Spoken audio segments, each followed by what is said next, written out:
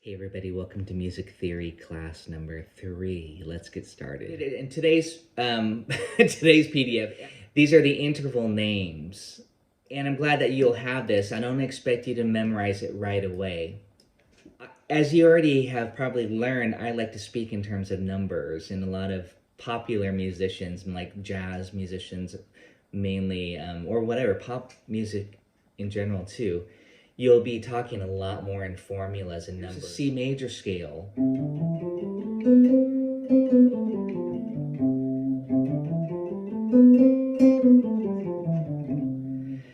That to me is the foundation, the parent scale of where I'm going to begin with the topic of intervals. Oh, you could do it on one string too. We already did that like this.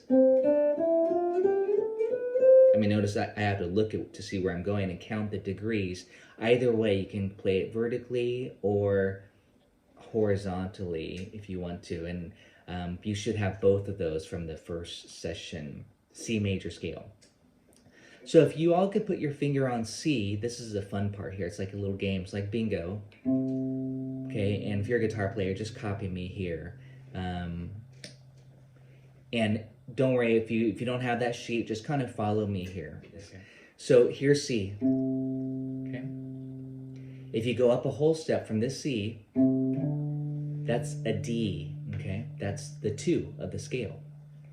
Okay, name C to C. There's a name for that. Unison. Okay, unison. That doesn't go anywhere. It's the same note.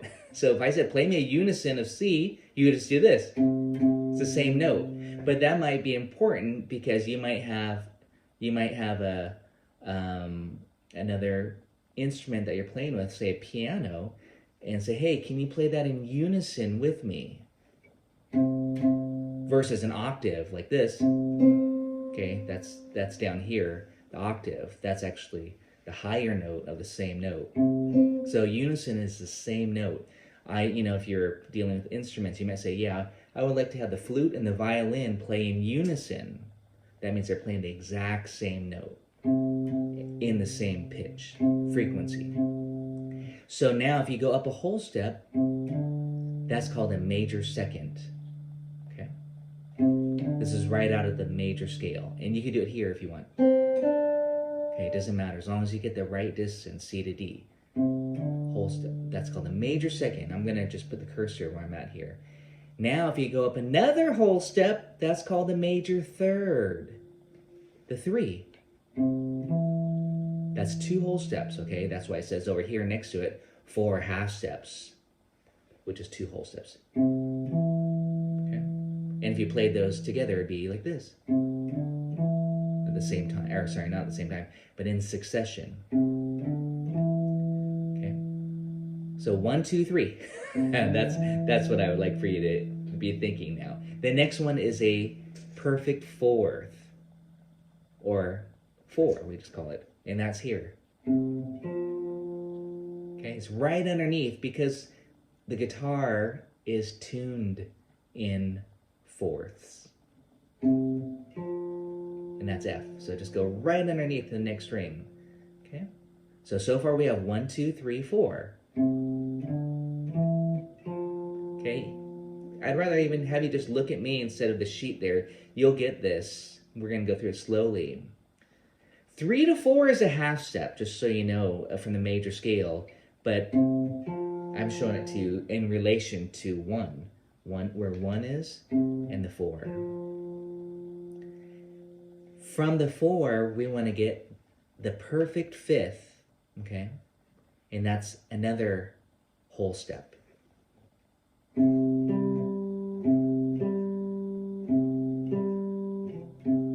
So it's a whole step above the 4th. So if you knew where the 4th is, here's the perfect fifth. Okay.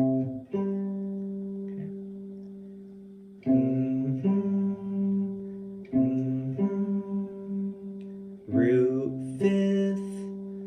Now, and again, I'm going through the major scale intervals, not the chromatic. We're not dealing with all 12 of them. I know you'll see a lot of these other ones. But now we're on the major 6 degree here. A major 6. And that's a whole step above the 5th. So here's our 5th. 6 is here. It's quite a big stretch. You might slide into it. How many of you have done this before? You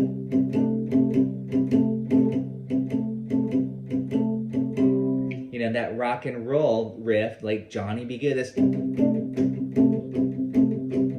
So that's the root and the 5th to the 6. Okay, that's what that riff is, that classic style rock and roll riff. Is a 5th to the 6th. Again, these are intervals. We have to have 2 notes to call it an interval because we need to know the distance. We have 2 more, essentially. The major 7, okay, and that would just be called a 7 here. And that's C to B. And that's the 4th fret on the 3rd string in relation from the C note, which we are constantly using here. Okay, so C to B is a major 7. We just call it a 7. Okay, that's how I wrote it here in parentheses when we're dealing with formulas. I know some of you were looking at those formulas as was earlier. The 7th chord sheet, you'll see 1, 3, 5, 7, and now you'll know what I'm talking about. 1, 3, 5, 7. 1, 3, 5, flat 7. Those are formulas. That's how we build chords and play arpeggios. Arpeggio being a broken chord like I'm demonstrating. But that's how we could start to get into those jazzier chords where they use 6s and 7s and 9s and fancier names. We have one more to complete this major scale. That's the octave. And the octave is found by going 2 strings down and 2 frets over. So really you got to skip a string. That's 2 strings there. And then 2 frets over. They're the same note, okay? But it's up an octave. C to C. Okay, that's 8. Generally, people say an octave. Here's the 7. Are you guys ready for a little game here? And you got to bounce from one note to the next. That way you can really hear the distance. That was 8, 7, 6, 5. I'm often using a couple of these key ones, like the 5th. If you said, where's the 5th? That's very important. By the way, that's called a power chord for, well, mainly for guitar, but it could be on any instrument. Power chord is the root in the 5th. But just those 2 notes only, root and 5th. On the chart, the music, you'll say C5. That means power chord. That means it's not major, it's not minor, because there's no 3rd. But if you can get the 5th, then it's not too hard to get the 6th, because you go up a whole step. Okay? And if you want to know where the 4th is, you go down a whole step from the 5th. And then 3, I'm thinking of it as going 1, 2, 3. So that's C to E. I'm not even talking letter names. We could do this on any note, and that's what I want you to be able to do. And then 2, unison. That means the same note. Ready? Let's play a game. Octave, 8. We'll just stay on C for now. 5, perfect 5th. I'll say both names. The 5 or perfect 5th. That's here. And I'm always thinking, well, not always, but twinkle, twinkle. And then the 6, little star. That's the 6th degree. Da-da-da. And again, it's going to be very important, I think, again, just from practicality, I think of thinking in terms of numbers. It's easier to speak in that way. And then all your scales, you'll see numbers, formulas. Okay, so we got the 6. I'm just going to quiz you. Play me a 3. So start on 1, and you might have to go 1, 2, 3. Then you go 1, 3, 1, or 1, 3, 1. Okay, 1, 3, 1. Play me a 4. Play me a 5. Notice I'm bouncing back to the 1. You always got to go back to the 1. The 1 being C in this case. Play me 1, 4, 5.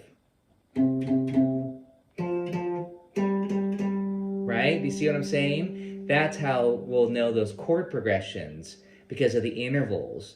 Then I might say, play me 1, 1, 5, 6, 4. Then you'll go 1 to the 5, to the 6, to the 4. And then you'll use your theory and say, okay, I got that bass line. It might not be so bassy if you're on the ukulele, but I mapped out the root. And then you put the chords: major, major, minor, major. And you have 1, 5, 6, 4. Okay? So that's, again, how I'm trying to get you to think or learn your intervals. So when we hit those chord progressions and I say, this chord progression is 1, 3, 4, 5, you got to know where 1 is. 3, 4, 5. Again. 1, 3, 4, 5. Repeat. 1, 3, 4, 5. 1, 3, 4, 5. 1, 3. And again, we're jamming on a, sounds like a Van Morrison song or something, 1, 3, 4, 5. But that's, again, common chord progressions. You got to map it out. There, actually, because I'm a guitar player, I stayed on the 5th string, and then I went to the 6th string, and that's because that's where we use bar chords quite often, so that we can move these chords around quickly. But so either way, it doesn't really matter too much. I just want you to be able to kind of identify where those intervals are. Okay, those were intervals from the major scale. We can go on, and we will go on later as we hit other chords. But let me talk about some of these notes that are in the chromatic scale, and I'll just spend a few minutes on this. So again, when you're dealing with the intervals of a major scale, it's 1, 2, 3, 4, 5, 6, 7, 8. 1, 2, 3, 4, 5, 6, 7, 8. The octave there. But there are other intervals in between, and that's, again, from the chromatic scale. But there will be other cool scales that have different funky formulas. The flat 2, that's called the minor second. Well, you know where the 2 is. 1, 2, 1. So the flat 2, see, flat that 2. 1, flat 2, 1. It's kind of dark. That's just a half step. There's a name for that. Minor second. Okay? And then there's a minor third. Well, I usually say, play me a major third first, and then flat it. There's your flat 3. And that sounds like a blues scale almost, or pentatonic. Do, do, do, do, do. 1, flat 3, 1. I really suggest that you kind of sing it, get it in your head. Do, do, do, do, do, ear train. You'll say, oh, that's a flat 3, a minor third. Okay, let's go on. We already did the 3, we did the 4. I'm going through the other ones that we have not done. This one can have 2 different names. Is it called an augmented 4th or diminished 5th? And it kind of depends on what letter name we use. It sounds the same, but let's play the perfect 5th. And that's really one of the important ones, the octave being the most important, the 5th being the next. Do, do, do. If you know your solfege system, you go do, so, do, do, so, do. But flat the 5th, diminish it, da.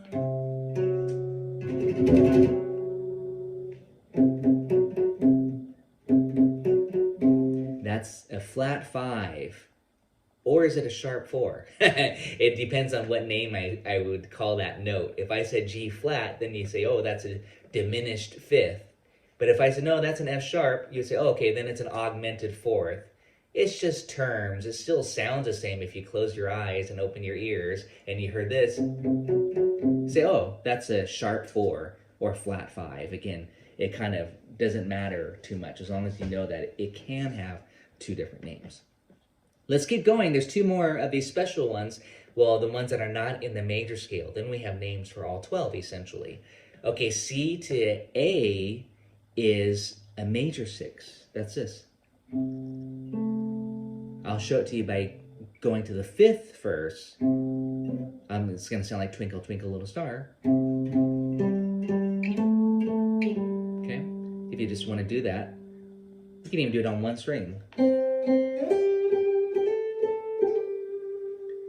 You know what I mean? You just have to count those half steps if you're going linearly, but that's where, especially with the number of half steps, that comes in pretty handy, actually, if you're thinking of it that way, all the way up there. Like, oh, how many frets? You know, where is that perfect 5th at there? C to the 7th fret there. If you're on 1, then you count, you add 7, and that's 8 there. That's your perfect 5th, if you wanted to think that way. And then you go up 2 frets higher, and that's your 6. And again, that's like Twinkle, Twinkle, Little Star. 1, 1, 5, 5, 6, 5. Well, if we flatted that 6, the A in this example here, you get a minor 6. Or again, flat 6. That small b means flat. Listen to that. Quite a different Twinkle, Twinkle, Little Star. It's a darker night now.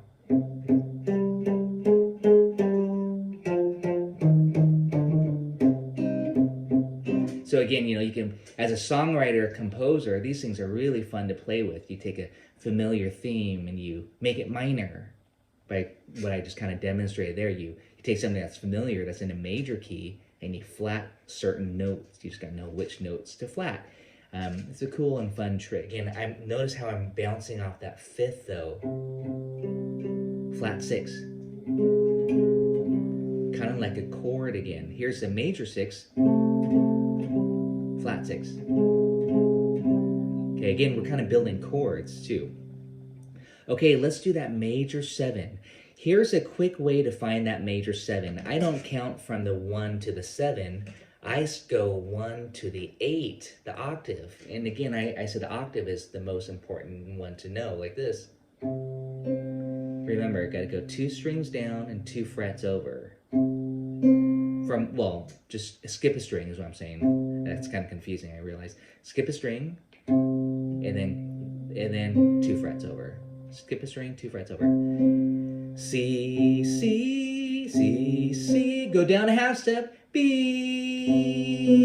That's a major 7. Go down 1 more fret. Da. That's a minor 7 or flat 7. And go back to 8. Dum, dum, bam, bam, bam, bam, boom, bam, bam, bam.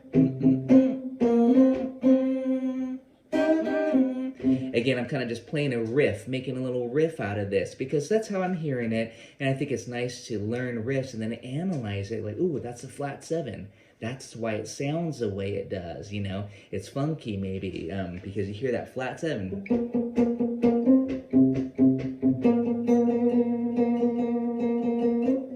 And you start to lean on those notes. This is great for improvisers because you want to be able to hear and you want to be able to play what you hear. That's one of the main goals, you know, not just to let your fingers do all the noodling, but to kind of play what you're really hearing in your head, assuming you hear something. And this really helps you identify it. So also use your voice when you're doing this. Try to sing these interval names. I know that was a big lesson there on intervals, but that will take us into fancier scales. That will take us into fancier chords. When I say, oh, a major 6 chord is 1, 3, 5, 6, and you'll say, oh, 1, 3, 5, 6. But you'll be like, how do I play that as a chord? Then you have to think about, okay, here's my major chord. And I have to add a 6th degree, and you know, where is that 6 at?